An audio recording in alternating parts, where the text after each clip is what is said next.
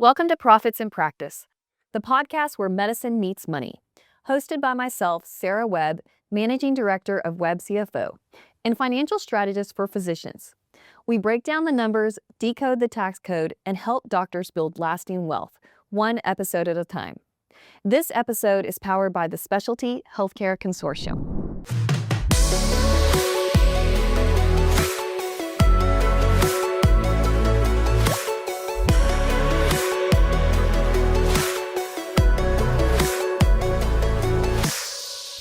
Michelle, thank you for joining us. Thank you for having me. Today, I wanted to talk about your experience as a practice manager. You are the practice manager lead for the consortium. Tell us a little bit about that role and maybe a little bit about your history. Yeah, absolutely. So I work as the practice service manager for the CIIC.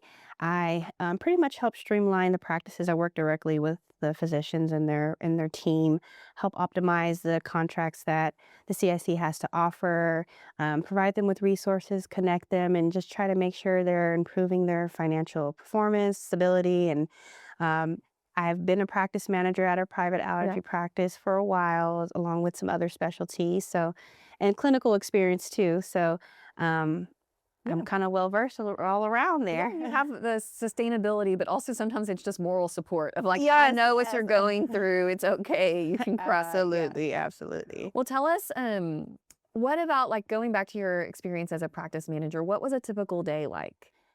Or were there Wow. typical days? Yeah, I was gonna say no day is the same, right? Every day is different. You don't know what you're gonna walk into. But for me, I kind of thought of three things, like just people, performance, and like your patients is kind of what you have to kind of go with, and just making sure your medical staff have what they need to do their job, see and treat patients, and then the operational side of things, where your billing coordinators, your front desk staff have what they need to do their job, and then, I mean, sometimes you gotta fill in too. You might not have a front desk person. You might have to check patients in and out, and act as the liaison as well too between vendors, payers. So just making sure the clinic runs smoothly on a day-to-day basis wherever you can fit in. As an accountant, I'm always focused on efficiency, and I probably take it to the extreme. So as a practice manager, you're working through the efficiencies of the practice, but also balancing patient experience. Like, how do you make those work together? Yeah, absolutely. So I think efficiency, once you have efficiency in the practice, things start to trickle like a domino effect. So, efficiency brings less patient frustration, better access to care. They'll have more trust in their care plan, their team. A lot of these patients are sick, they're scared, they're nervous. And so, as a team, you work together and you got to get this patient seen and treated. And so I think once you know, patient understands that, and then the team understands that, we have one goal that we work through. So I think it goes hand in hand. Yeah. Are there any specific tools that you use as part of a workflow that you're setting out for the patient journey? There's so many out there now, especially with AI, but absolutely, it's some type of EMR is super important. I was like, that has to be a given. It's like your hub, It is. But within that, some type of like prior authorization tool to make sure that these patients are able to get their treatment, some type of inventory tracking tool, especially if you're doing like buying and billing, Yeah, because these are, high cost drugs, and absolutely. want to make sure, we keep track of those. So things like that, and then some type of platform to support like your coordination with like your distributors or like your specialty pharmacies if you're working with them. So if that's encompassing your EMR Sure. or not, yeah. I know. I feel like the EMR is definitely the hub, and then you find like sometimes other products or tools and Mhm. either add them on, or I don't know. Sometimes I'm like, okay, I want the EMR. Really want the EMR to do everything. Yeah. And we don't have that anywhere yet. So maybe Exactly. it'll be coming out there. Yeah, with AI, there's a lot of integrations that you can do with, your EMR for like your prior authorizations and things like that, and can help, eliminate like a full-time employee or part-time employee. So that helps Yeah. too. Yeah. And when you're looking at the team, how do you structure performance with the team? Like, as someone who's new to the practice, like, how do you tell them, I don't know, like the way of the practice? Like, how are you imparting that culture on new Yeah. employees? Just open to have a collaborative environment always. I'm always open to feedback, whether they're new, whether they're experienced, because something that works today may not work tomorrow. They're in the weeds of it. They're doing this every day. So always open to certain workflows. And then just making sure that the team members, they know the direct impact that they have on patients. You don't physically have to touch a patient to know the impact that you have positive on the patient. I So don't know. I feel like sometimes the billing team has the biggest impact, I right? know, I mean, dude. it's in practice as a patient. I'm like, okay, I got great care. I love my physician, but I talk to this person all the time that helps me with my questions. And so, I think definitely it's a team Oh approach. yeah, absolutely. As a practice manager, what about like how involved are you in the compliance of the practice? I mean, I know we have lawyers and we have like these mandates, but how are you imparting that knowledge down to the team? Well, you can get audited at any time, from payers and things like that. I think for me, compliance and standardization, it should be incorporated in like your workflow. It shouldn't be like an extra task that you have to do that way. You're doing it right the first time that way, like they say, you don't have to get ready if you're already there, if you're already ready. So just, standardized documentation from your medical staff, your physicians to, your billing team or your front desk team.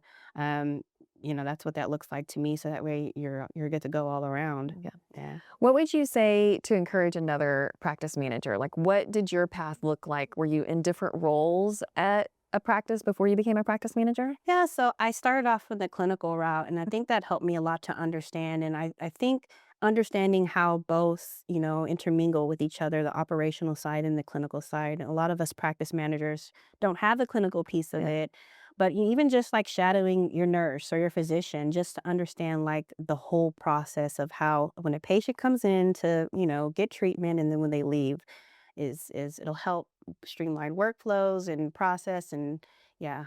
What would be, if you were to jump into a practice today and be a practice manager, what do you think you would do in the first week? Oh man. Um Probably just organize as much as I can. Try to distinctively just separate things as much as possible. I find that sometimes everybody wants to be involved in everything. That's so great. But sometimes you just need to, separate things to make sure things run efficiently. Um, Yeah, I think you're saying defined roles, right? yeah, Like you're yeah, you're in charge of this, you're in charge of this, yeah, and like absolutely. how the workflow builds together. Absolutely. Yeah. What would you I guess like I feel like practice managers have to have all the difficult conversations. You have to have the difficult conversations with the patient, maybe about their billing, or you have to Mhm. have the difficult conversation with the staff. Like, how do you prepare for some of that?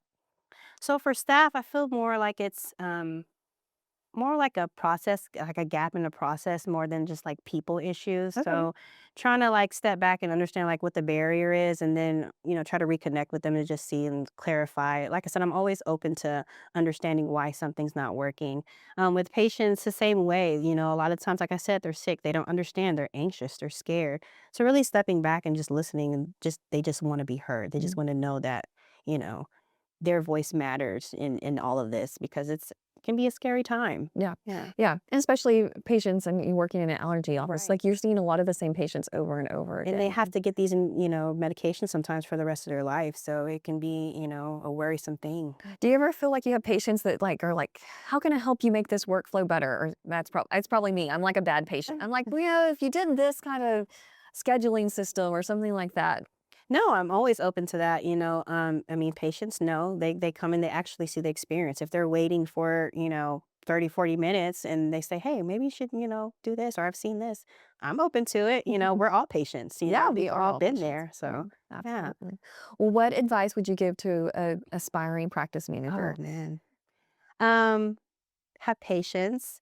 Okay. Build a foundational relationship with everyone. It's not just your internal team at the clinic. It's, again, with your industry partners, your vendors, or people who are coming in, your physicians, insurance companies, even though we may not want to Sure. sometimes, I but know, but you it, sometimes, I mean, building that relationship with someone means that you can actually pick up the phone and talk to a person. So, exactly. You yeah. never know, you never know where you can be pulled. And again, you're that liaison, you're that point of contact kind of for everyone. So, and yeah, like I said, just understand the full circle of the clinical side and the operational side so that you can kind of put it together and understand the whole process. Well, I think that's sound advice. Yeah. And like you said, the practice manager is the hub with the EMR, but the hub of the practice of like bridging that clinical and the operational side of Yeah, that. So, absolutely. well, thank you so much for joining me. It Thank was a you for pleasure having me. having you. Yeah, thanks for having me. Thanks for tuning in to Profits in Practice. If you found today's episode helpful, be sure to subscribe, leave a review, and share it with a fellow physician. Your financial wellness is just as important as your patient's health, and we're here to help you thrive. Connect with us via our website, webcfo.com, And connect with our guest at sh-consortium.com to find out more about the consortium.